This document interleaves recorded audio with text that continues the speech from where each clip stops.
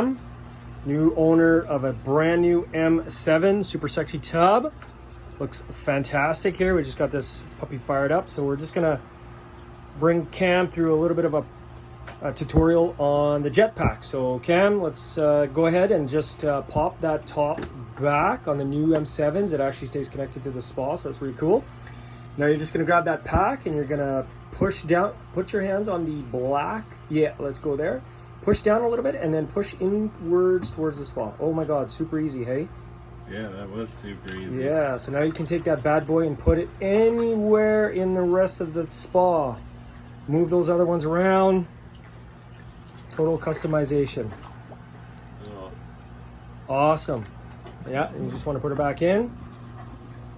And then push down and clip. There you go. Cool. Yeah, and just push down on that. Show us the adjustable neck rest. That's a new feature with the M Series. Yeah, look at that. If you're a little too tall, you can... Super adjustable. Yeah. Awesome. Well, we hope you enjoy.